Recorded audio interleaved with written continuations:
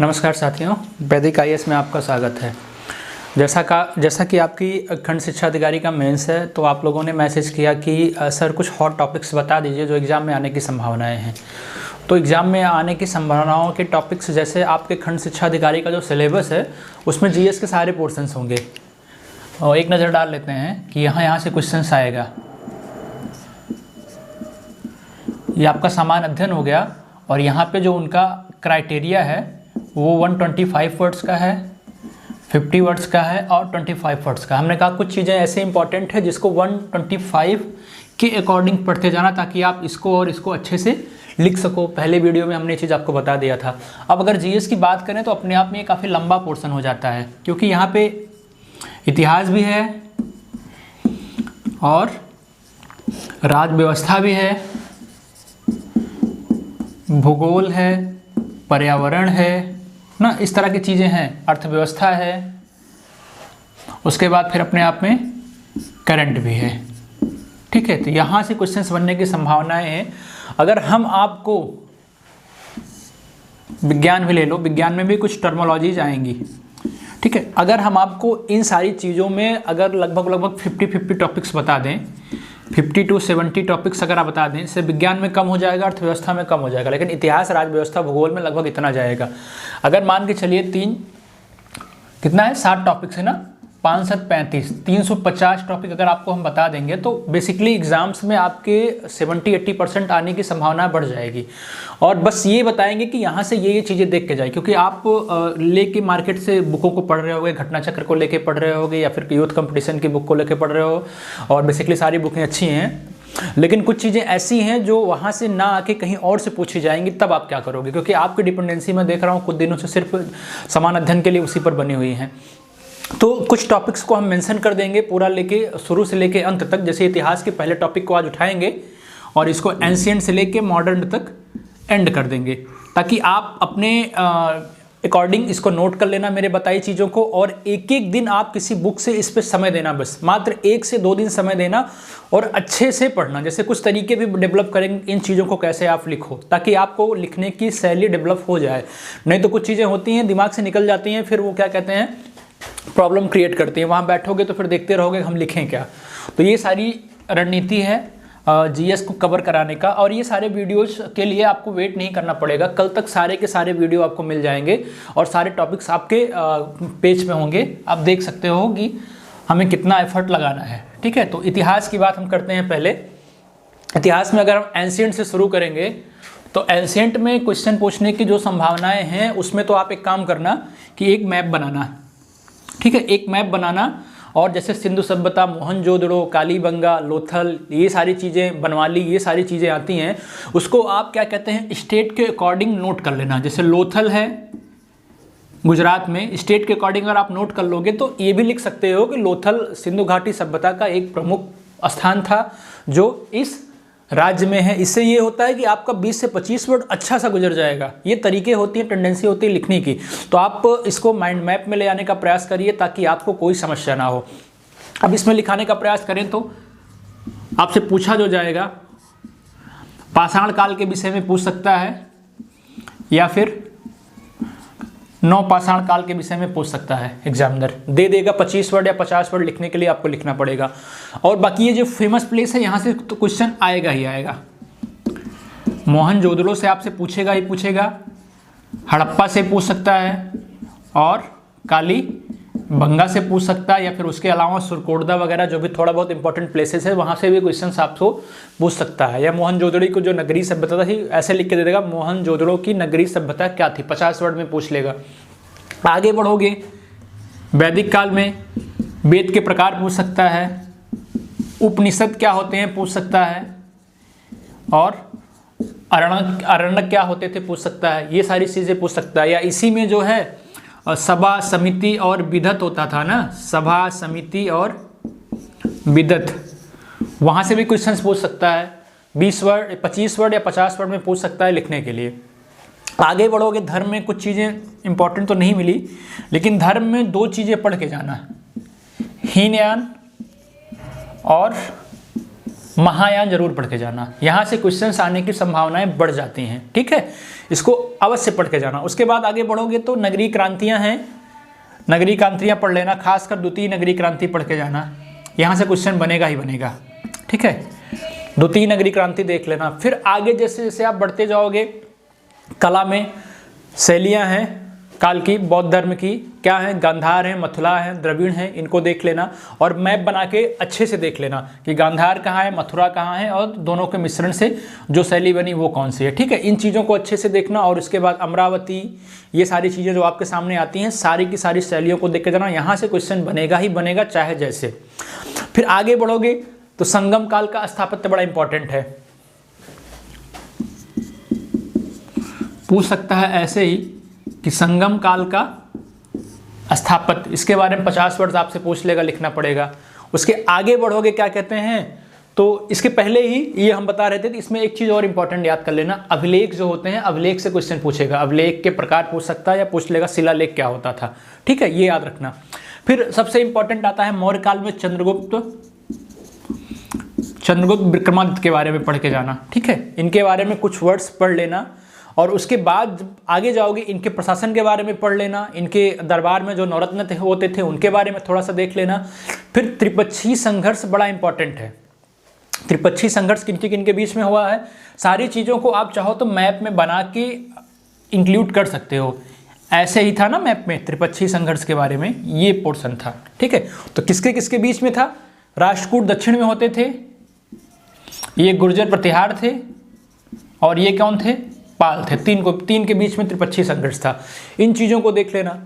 उसके बाद आगे बढ़ोगे तो गुफाओं के बारे में पढ़ लेना, अजंता एलोरा के बारे में पढ़ के जाना, क्वेश्चंस यहाँ से बन सकता है, एलिफेंटा, अजंता, एलोरा, इन तीनों चीज़ों को आप देख के अच्छे से जाना। उसके बाद जैसे सल्तनत काल में आप बढ़ोगे तो सल्तनत काल में इल्तुतमिश के बारे में, बलबन के बारे में पढ़ लेना, खासकर बलबन की जो लौह रक्त नीत क्रांति थी उसके बारे में पढ़ लेना। और इनके शासन में जो भी निर्माण कार्य हुए थे इस काल में, सल्तनत काल में, जैसे 2.5 दिन का झोपड़ा हुआ था, अलाई दरवाज़ा हुआ था, जामा मस्जिद हुई थी, तो इन सब चीज़ों में जैसे बलबन का मकबरा हो गया, किसने निर्माण किया, कहाँ पे इसका स्थापत्य किया गया, इन चीज़ों को भी अच्छे से पढ़ के जाना। और उसके बाद जो बेहद इंपॉर्टेंट है, जहाँ से एक क्वेश्चन आने की संभावना है, वो प्रांतीय राज्यों का उदय जो हुआ था, प्रांतीय राज्यों के बारे में पढ़ के जाना। कुछ प्रांतीय राज्य बड़े इंपॉर्टेंट हैं, जैसे कि कश्मीर के बारे में आपसे पूछ सकता है। अब कश्मीर के बारे में करंट इशू ले लीजिए या कुछ भी, लेकिन पूछेगा ही पूछेगा। तो प्रांतीय राज्य है जो भी, तो उसमें ये नाम नोट कर लेना।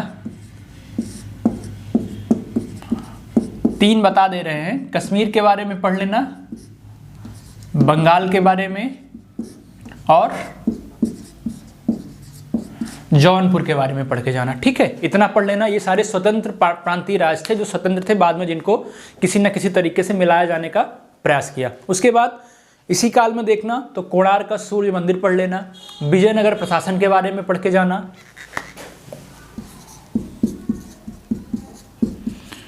कोणार्क का सूर्य मंदिर, विजयनगर प्रशासन के बारे में पढ़ लेना आप। जहाँ तक मुझे लगता है कि जहाँ से क्वेश्चंस आएंगे वो हमने आपको बताने का प्रयास किया। जैसे फिर आगे बढ़ोगे तो सूफी दर्शन को पढ़ लेना और सूफी संप्रदाय को पढ़ लेना अच्छे से कि सूफी दर्शन क्या होता था, सूफी संप्रदाय क्या होता था। और इसी में कुछ सूफियों का नाम, जैसे शेख सलीम चिश्ती का नाम दे दिया, या फिर इनका नाम ना दे के कादरिया संप्रदाय के बारे में पूछ लिया, नक्शबंदी संप्रदाय के बारे में पूछ लिया, सनक संप्रदाय के बारे में पूछ लिया। तो इन चीज़ों को भी अच्छे से नोट करके जाना। ठीक है, जैसे भक्तिकालीन कवियों में उनका नाम तो नहीं आएगा, रामानुजाचार्य, मध्वाचार्य, इन सब का नाम तो नहीं आएगा, लेकिन इनसे रिलेटेड जो स्टेटमेंट्स होते थे उनसे, इनके बारे में पूछ सकता है। जैसे ये होता, कल हमने आपको क्लास के माध्यम से बताया था, वैसे ही ये सारी चीज़ें, द्वैतवाद, अद्वैतवाद, ठीक है, सनक संप्रदाय, श्री संप्रदाय, इन सारी चीज़ों को पढ़ लेना। यहाँ से क्वेश्चंस आपका 25 वर्ड का अवश्य बन सकता है, क्योंकि 25 वर्ड से क्वेश्चन के आने की संभावना है 20 क्वेश्चन आएगा, तो 20 क्वेश्चंस में ये चीज़ें पूछी जा सकती हैं। ठीक है, इसको देख लेना। फिर यहाँ से आगे बढ़ना तो आपको मुगल काल मिलेगा। मुगल काल में अकबर के बारे में थोड़ा बहुत देख लेना, उनकी नीतियों के बारे में देख लेना, जैसे कि उनके काल में पर्दा शासन था। ठीक है। नूरजहां के बारे में थोड़ा सा पढ़ के जाना, प्रशासन के बारे में थोड़ा सा पढ़ के जाना, जैसे प्रशासन में क्या क्या चीज़ें थी वो पढ़ लेना कि अकबर काल की धार्मिक नीति क्या थी या मुगल काल की धार्मिक नीति क्या थी, उनका सामाजिक जीवन कैसे था, उनमें न्याय व्यवस्था कैसी थी, इन चीज़ों को भी पढ़ लेना। जैसे पंचमहल के बारे में पढ़ लेना, कागजी सरकार के बारे में पढ़ लेना, इन सब चीज़ों को देख के ही जाना, ठीक है। और आगे अगर हम बढ़ें तो ठीक है, तो मुगल काल तक ये चीज़ें आपको हमने बता दिया। आगे फिर बढ़ोगे तो यूरोपीय कंपनियों का आगमन होगा, डच के बारे में, पुर्तगाल के बारे में हो सके तो थोड़ा सा पढ़ लेना। अगर नहीं पढ़ना है तो ईस्ट इंडिया कंपनी के बारे में जरूर पढ़ के जाना। यहाँ से क्वेश्चन 50 वर्ड के बन सकते हैं या बड़े भी बन सकते हैं, ठीक है। उसके बाद फिर 3 युद्ध हुए हैं। पानीपत का युद्ध देख लेना, ठीक है। पानीपत के युद्ध को देखने के बाद ब्लैक होल की घटना इंपॉर्टेंट है, प्लासी का युद्ध इंपॉर्टेंट है, ये सब देख लेना। और संधियाँ इंपॉर्टेंट है, इलाहाबाद की संधि, बनारस की संधि, फैजाबाद की संधि। खासकर इलाहाबाद की संधि जरूर देख के जाना, चाहे बनारस या फिर उसके आगे की जो भी है फैजाबाद की है उसको मत देखना, कोई दिक्कत नहीं है। उसके बाद आंग्ल मराठा, आंग्ल मैसूर युद्ध हुए हैं, उसको भी देख के जाना। अंग्रेजों के साथ मराठाओं, अंग्रेजों के साथ मैसूर और मराठाओं के बीच संबंध कैसे रहे हैं, इनके बीच में युद्ध हुआ है, थोड़ा सा उसको भी पढ़ के जाना, देख के जाना। इसके बाद थोड़ा सा आगे बढ़ोगे तो कुछ किसान विद्रोह हुए हैं, जैसे सन्यासी हुआ है, पाबना हुआ है, सल्तान हुआ है, पाइका हुआ है। तो इन सारे विद्रोह में से कुछ इंपॉर्टेंट है, पाइका इंपॉर्टेंट है, सन्यासी इंपॉर्टेंट है, पाबना इंपॉर्टेंट है। इन सब चीज़ों को एक बार सरसरी निगाह से देख लेना। हो सकता है यहाँ से क्वेश्चंस आए ही आए, नहीं आएगा तो आगे के लिए आपकी तैयारी अच्छी खासी होती रहेगी। फिर आप 1857 की क्रांति में आगे बढ़ोगे तो कुछ नेताओं के बारे में पूछ सकता है आपसे, तात्या टोपे के बारे में पूछ सकता है, रानी लक्ष्मीबाई के बारे में पूछ सकता है, या फिर क्या कहते हैं कुंवर सिंह के बारे में पूछ सकता है, ठीक है। इस तरह की चीज़ों को पढ़ लेना। या फिर पूछ लिया प्रगतिशील विद्रोह क्या था, 1857 की क्रांति को ही, 1857 के विद्रोह को ही प्रगतिशील विद्रोह कहते थे। आगे बढ़ोगे तो नील विद्रोह आएगा, खेड़ा सत्याग्रह आएगा, बारदोली सत्याग्रह आएगा और तेभागा आंदोलन आएगा। इन चीज़ों को पढ़ लेना। उसके बाद जब आगे बढ़ोगे तो फिर मजदूर संघ की स्थापना हुई थी, मजदूर संघ आंदोलन की स्थापना हुई थी, ठीक है। बॉम्बे क्या कहते हैं ब्रिटिश इंडिया एसोसिएशन की स्थापना हुई थी, इसको पढ़ लेना। इन सब चीज़ें बहुत इंपॉर्टेंट हैं आपके लिए। और क्या कहते हैं ये छोटे छोटे टर्मोलॉजीज हैं जो 25 और 50 वर्ड में आपसे पूछे जाएंगे। उसके बाद कुछ चीज़ें आती हैं जैसे कि टर्मोलॉजी पूछ सकता है आपसे, साम्राज्यवाद पूछ लिया, साम्राज्यवाद क्या है, उपनिवेशवाद क्या है। तो इस तरह की चीज़ों को, जैसे पॉलिटिकल साइंस में कुछ टर्मोलॉजीज है वैसे इन चीज़ों को इतिहास में भी पूछ सकता है। इसको भी अच्छे से आराम से देख के जाना ही जाना। उसके बाद फिर आगे बढ़ोगे, मुगल काल की जो भू राजस्व व्यवस्था थी या फिर उसके आगे की ब्रिटिश काल की जो भू राजस्व व्यवस्था थी कैसी थी, पहली कौन थी, पहली, दूसरी, तीसरी, तीनों को अच्छे से पढ़ के जाना, ठीक है। जैसे अस्थाई बंदोबस्त, रैयतवाड़ी, महालवाड़ी, तीनों को पढ़ना और तीनों से रिलेटेड जो भी क्या कहते हैं वो हैं उनको पढ़ के जाना। हम लिख दे रहे हैं, भू राज व्यवस्था 3 थी, ठीक है। अस्थाई बंदोबस्त, रैयतवाड़ी और महालवाड़ी, ठीक है। इनके बारे में अच्छे से पढ़ लेना, ठीक है। महालवाड़ी मतलब गांव के लोगों के हाथ में चला गया किसान जब खेती क्या कहते हैं, और इनके बारे में जो भी इंपॉर्टेंस क्या कहते हैं गवर्नर जनरल थे। जैसे रैयतवाड़ी में कौन था, मुनरो थे, इसमें कौन था, बेंटिक थे, और इसमें कौन थे, कार्नवालिस थे।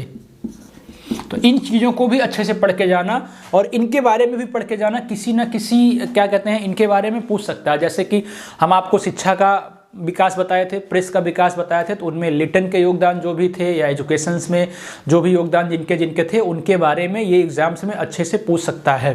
उसके बाद फिर आगे बढ़ोगे तो ब्रिटिश काल की धार्मिक नीति कैसी थी उसके बारे में पढ़ लेना। फिर आगे जो धार्मिक सुधार आंदोलन शुरू हुए हैं, सती प्रथा के बारे में लिख लेना, बहावी आंदोलन के बारे में पढ़ लेना, प्रार्थना समाज के बारे में पढ़ लेना, ठीक है, धर्म समाज के बारे में पढ़ लेना और रामकृष्ण मिशन के बारे में पढ़ लेना। ये सारे टॉपिक्स जो है हॉट इंपॉर्टेंट टॉपिक्स हैं जो आपसे एग्जाम्स में पूछे ही जाएंगे। लेकिन अब इसके बाद जो टॉपिक्स होंगे वो इंपॉर्टेंट होंगे, उनको हम लिख भी देते हैं ताकि इनसे सवाल बनने की संभावनाएं बहुत ज़्यादा हैं। अब जैसे जैसे आप क्या कहते हैं ब्रिटिश काल में एंट्री मारोगे या फिर क्या कहते हैं आधुनिक भारत में एंट्री मारोगे, वहाँ से संभावनाएं बढ़ जाती हैं। जैसे पहला क्वेश्चन हम तो रख देंगे आपके सामने कि कामा गाटा मारू प्रकरण इससे पूछ सकता है, ठीक है। उसके बाद फिर आगे बढ़ोगे तो फॉरवर्ड ब्लॉक क्या था, फॉरवर्ड ब्लॉक के बारे में पूछ सकता है। फिर थोड़ा सा आगे बढ़ोगे तो क्या पूछा है, आजाद हिंद फौज की स्थापना हुई थी, इंडियन सिविल सर्विसेज के बारे में पूछ सकता है, आजाद हिंद फौज इंडियन सिविल सर्विसेज के बारे में पूछ सकता है आपसे। इंडिया या एशियाटिक सोसाइटी ऑफ बंगाल के बारे में पूछ सकता है, आंग्ल प्राच्यविद के बारे में पूछ सकता है। उसके बाद फिर चार्ल्स वुड घोषणा थी, उसके बारे में पूछ सकता है आपसे। हंटर शिक्षा आयोग पूछ सकता है, भारतीय विश्वविद्यालय अधिनियम पूछ सकता है आपके, हार्टोग समिति के बारे में पूछ सकता है, एजुकेशन में सार्जेंट योजना के बारे में पूछ सकता है, या फिर करंट में जाओगे तो नेशनल इकोनॉमिक और एजुकेशन पॉलिसी के बारे में पूछ सकता है। इन चीज़ों को भी अच्छे से देखना। जब ये यहाँ की चीज़ें खत्म हो जाएंगी तो उसके बाद फिर और इंपॉर्टेंट टॉपिक्स में आप एंट्री मांगोगे। हो सकता है आपसे पूछे लखनऊ पैक्ट, 50 वर्ड के बारे में लिखने में आपको दे दिया कि लखनऊ पैक्ट क्या था। होम रूल लीग आंदोलन के बारे में बड़ा भी पूछ सकता है, छोटा भी पूछ सकता है।